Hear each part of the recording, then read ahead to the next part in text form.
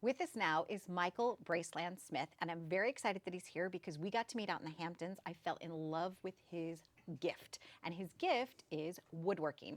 Now, I want to call him a sculptor, but he's got a really much more clever way of describing what you do. Michael, what do you call yourself?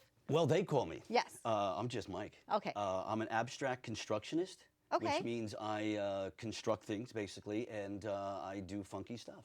Now, you started out in the construction industry or in the inventing industry. You've done a lot with your hands. I worked my way to being a trim carpenter after working my way through the trades, different trades, hopefully getting projects smaller and smaller until we've gotten to this point where I've branched off and now I'm a full-time artist.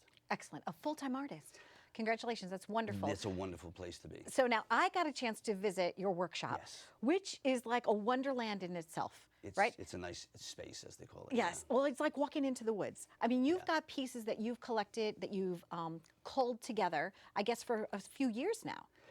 Where do you find your materials? Not actually for a few years. This Okay. is a fairly short duration thing.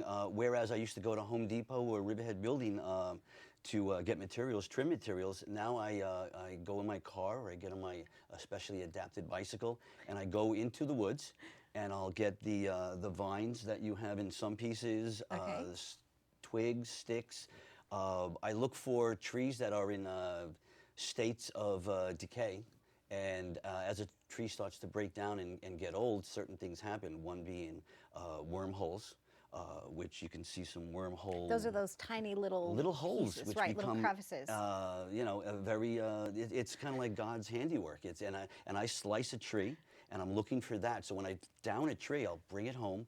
I may send it to the mill. I may mill it myself, depending on what my goals are.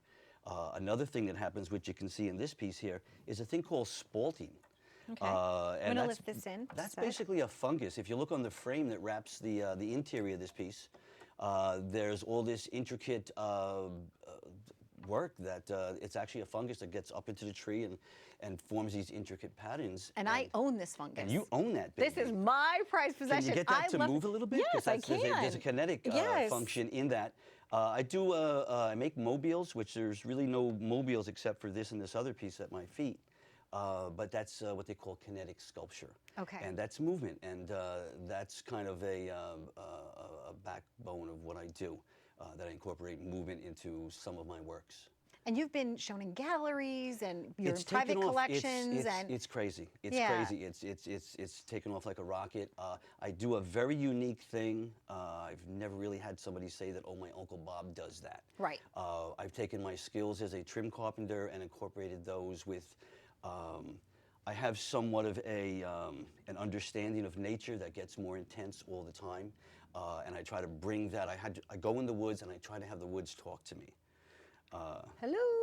Yeah. Hello. Well, you've seen the sign in my shop. I have a sign in my shop that says, "What would the tree want you to do?" Yes. So I try to get that. I try You not do to, honor your material. That I must say about you. You really do have a love of nature. You honor your materials, and you really are trying to get it to speak through your art. I do know that about you. I mean, we're having fun here, but in all honesty, you're a very serious artist. I'm very serious. I work long days. You know, I've been a single dad of 5 children for 15 years.